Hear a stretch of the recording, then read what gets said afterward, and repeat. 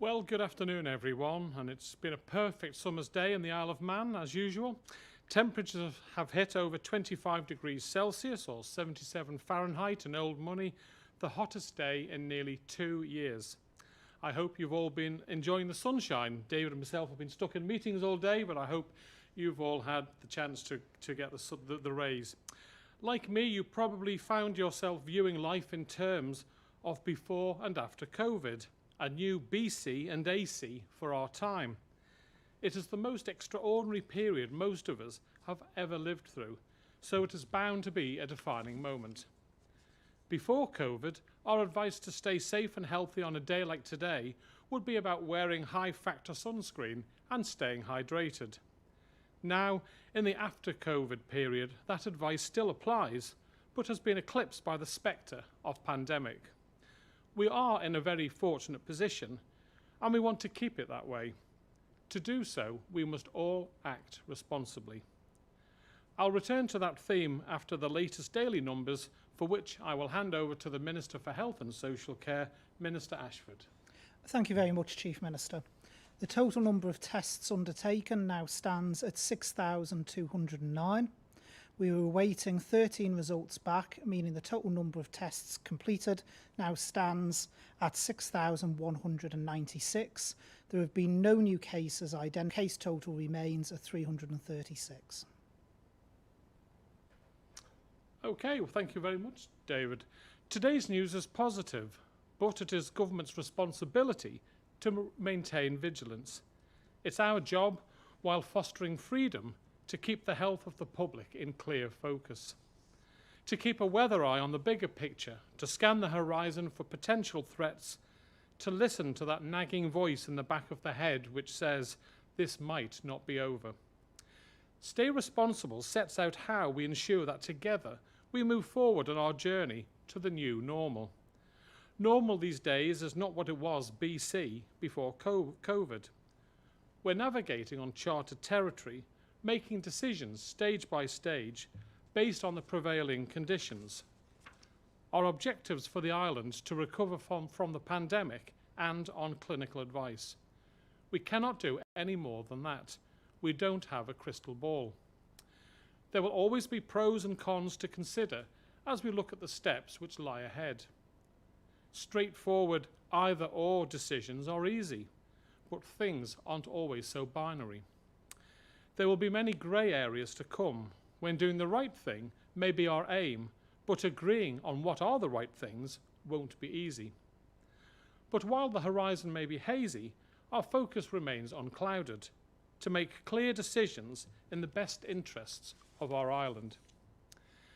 This week we launched our long-term strategy for the new Manx normal.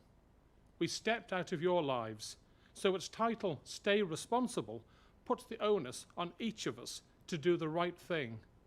But what does it mean? It means continuing to practice regular hand washing and to ensure high standards of hygiene at home and at work. It means respecting the decision of those who still prefer to stay mainly at home and avoid crowds. It means we pay special attention to the needs of those who are vulnerable and take measures to protect them. As each day passes without a new case, it is natural that we feel a greater sense of freedom and more confident that, as a community, we have defeated the virus. It is natural that we feel proud that we have pushed it back from our shores through our collective efforts. Our prize has been an end to restrictions on personal freedom, no more social distancing, and our society coming back together.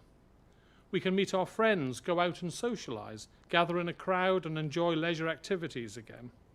The Manx bubble is a really nice place to be. We promised to review the Borders policy every 2 weeks from the 25th of June. Today the Council of Ministers did just that.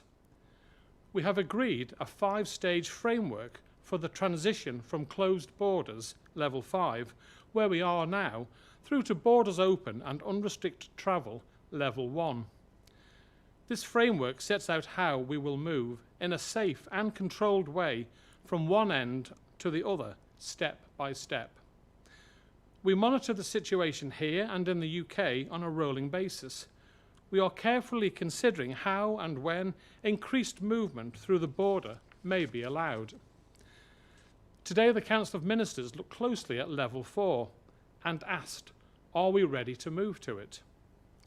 First, let me explain what it means. Level 4 will allow non-essential travel for Isle of Man residents and essential workers. There will be no limit on numbers, as there is currently, and travel will be by air or sea. Level 4 will involve a compulsory 14-day isolation period on return and a declaration by the person travelling that they are in good health. Self-isolation and contact tracing in Level 4 will remain the main defence against transmission of the virus in the community if it returns to our shores. When we reach Level 4, residents can visit the United Kingdom and beyond, as long as they are prepared to self-isolate on return. And I should stress, Level 4 will not allow for non-residents to visit us. But it recognises that many of our people are willing to make the sacrifice of quarantine if they can travel to see their loved ones. We don't want to stand in their way any longer than necessary. We have decided what, but we are not yet quite ready to press go. We need to follow the transmission of coronavirus or COVID-19 in the UK for a little longer and be sure that the reducing levels of infection have become a firm trend. The Council of Ministers will consider all this again next Thursday, and I hope to bring you more news then. The coronavirus pandemic has brought unprecedented challenges. It has required an unprecedented response and produced unusual, unique, bespoke solutions. Today, I am delighted to announce that the Isle of Man and Guernsey are to form an air bridge, a corridor allowing travel between our islands for our citizens. Neither island has had any active cases for some time now. We believe this bridge is a safe proposition. This idea has been battered about in public for over a week now. There have been a lot of discussions and agreements, and we have looked at it from all angles and concluded that there are many potential benefits and few risks. A bit of an offshore island no-brainer. It is both a reciprocal agreement and a commercial opportunity for our two islands. It will allow residents with itchy feet to get off their respective islands and visit another. Our residents can enjoy the attractions of Guernsey and sample different shops, restaurants and beaches. It will give businesses in both islands a welcome boost. We look forward to welcoming Guernsey residents to visit our glens and hills, our cycling trails, our spectacular coastal walks and our unique heritage sites. There might be interest among sporting clubs looking for fresh competition to visit each other. And more hugs are on the horizon for those with family and friends in Guernsey. This will be a fully commercial operation operated by the Guernsey-owned airline, Orani, with 2 flights a week envisaged to start with. The plan is to start in mid-July, although the date on the first flight has yet to be finalised. Travel agencies at both ends will work together on the marketing and booking process, and I'm sure we'll explore options for accommodation packages to build around the flights. It is an exciting and, that overused word again, unprecedented opportunity. Guernsey and the Isle of Man are in a fairly exclusive club. Islands that have pursued similar policies, such as closing the borders, to arrive at the enviable position we are both in today. Our involvement as governments has been only in approving and facilitating the project. I hope it is welcomed that people who may have developed cabin fever during the lockdown can go and stretch their legs on further shores. It is an alliance born entirely of the pandemic.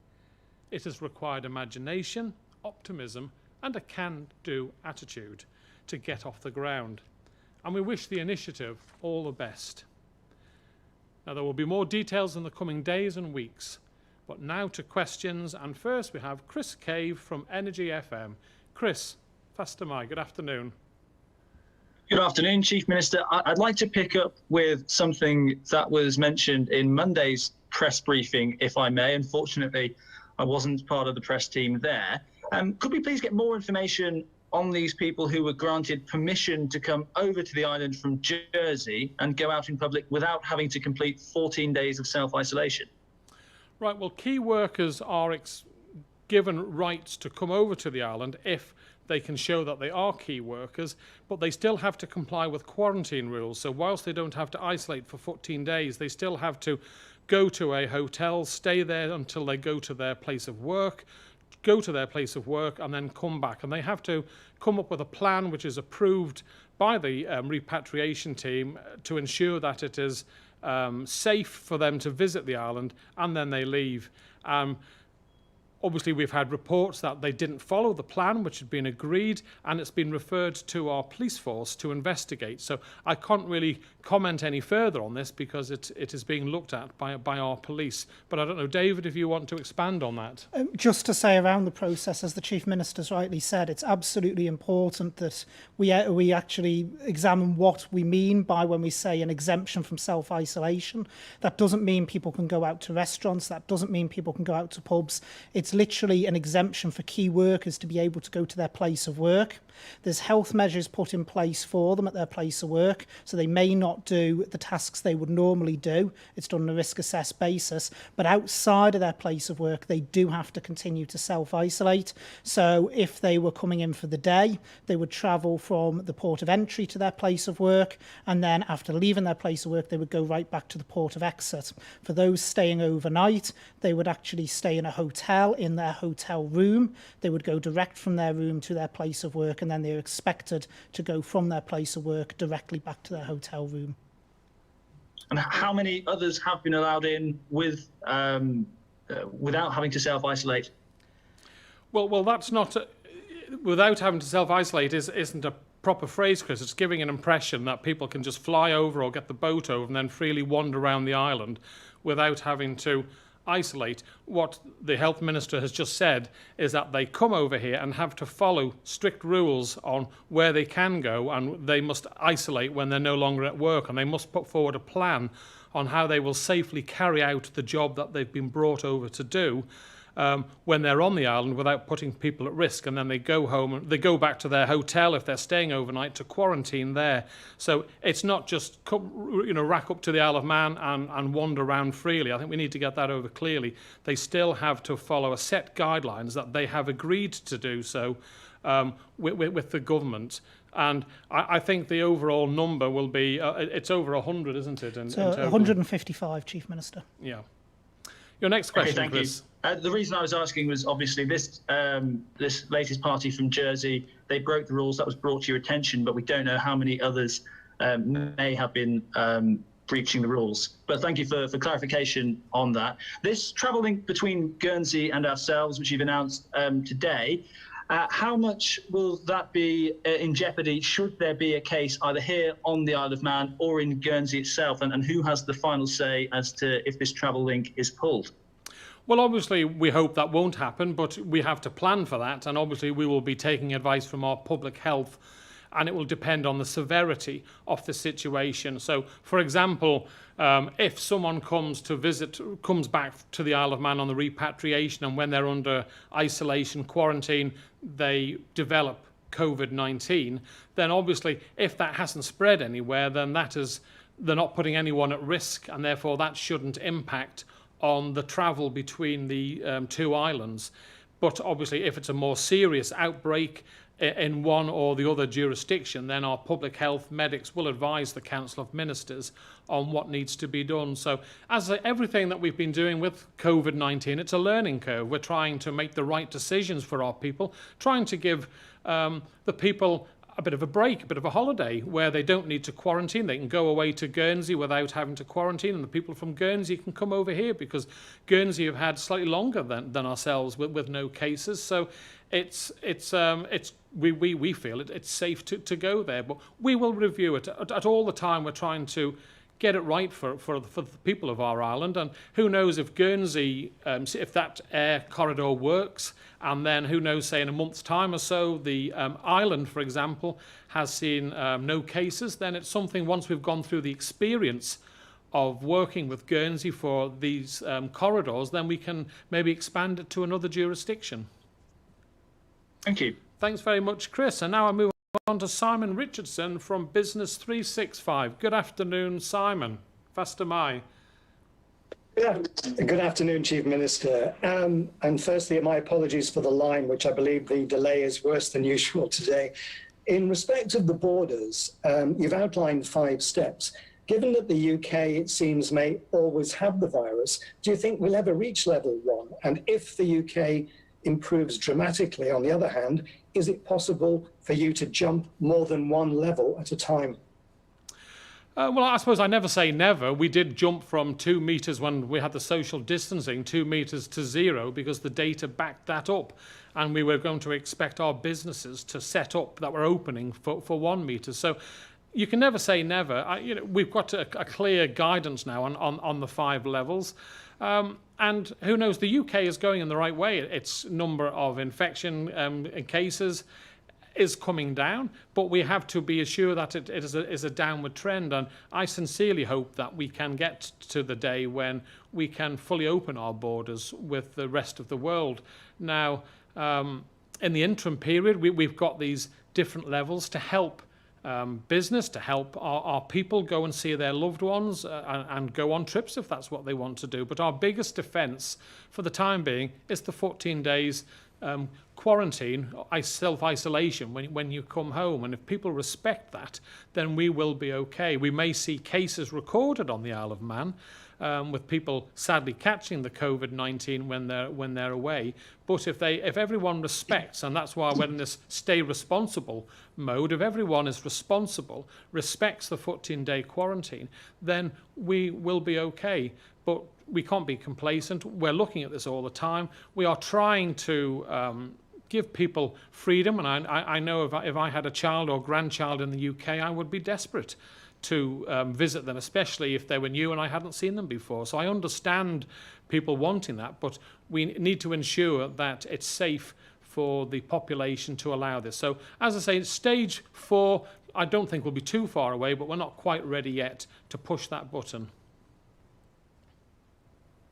Your next question, Simon. Thank you. My second question, it concerns the steam packet company. The company has been maintaining a crucial lifeline for freight, etc., but obviously passenger figures will be massively down. Now, add to that the loss of the TT and, of course, the Manx Grand Prix.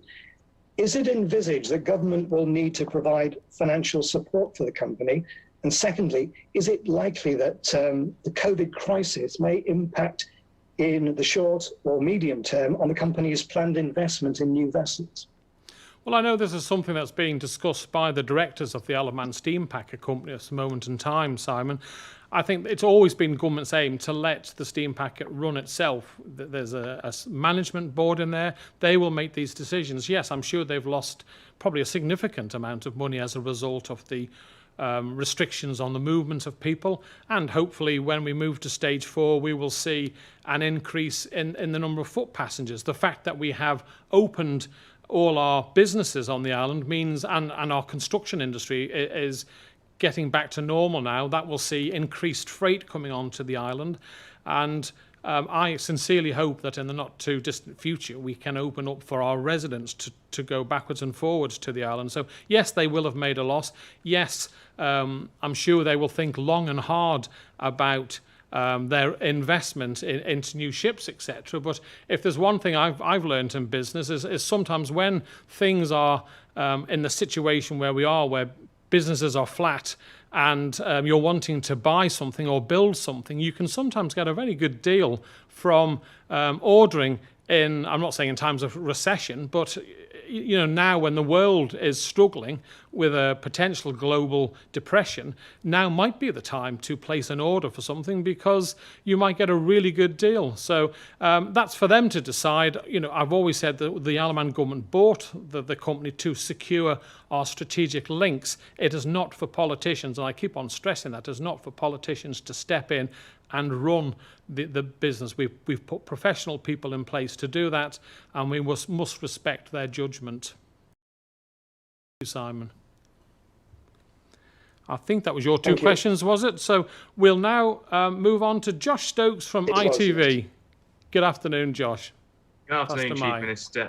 With the arrival of people from Guernsey, can you confirm if arrivals will or will not be tested at the border in some way? And can you offer some detail on how these people will be contact traced if needed?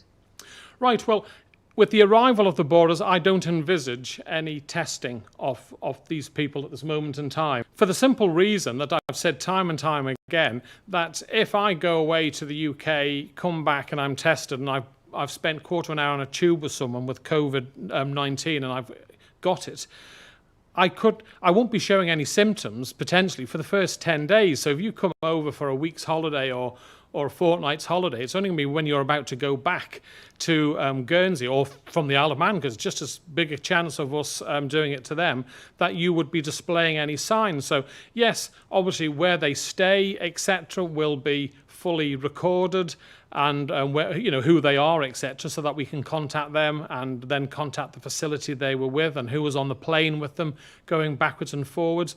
So that's how we can do it. Testing them, as I say, would be, at this moment in time, we feel it would be pointless, because it will show that they are negative. But obviously we can fine-tune this. Our two public health departments have been speaking to one another on how they can address and reduce the risks as much as possible. I don't know, David, representing that area, if you want to add anything. Yeah, thank you, Chief Minister. It's just to say, really, Josh, that what we're talking about two jurisdictions that have had no cases identified for over 28 days, 2 life cycles of the incubation period of the virus. So the actual risk from having an air bridge between the two is exceptionally low. As the Chief Minister has said, if the situation changes in either island, then obviously we'll review that. But testing at the border in those circumstances would not add anything whatsoever.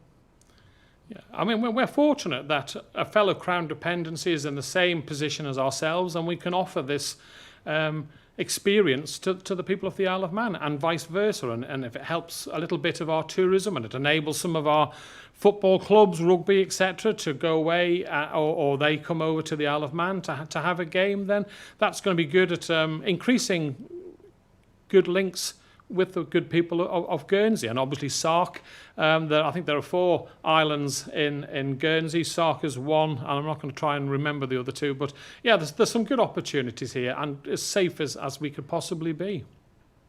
Okay, thank you. And my second question, in regards to stage 4 of borders reopening, can you just explain what the difference is between non-residents visiting the island and self-isolating for 14 days and residents returning to the island and self-isolating for 14 days? Why was it felt that a distinction needed to be made between those two? Well, obviously people leaving the island are going away without COVID-19. They're then going across maybe to see family and loved ones. When they come back, they have a facility to self-isolate when they come back to the Isle of Man, their home. And then obviously we can do spot checks, phone calls, etc., to see that they're complying with that.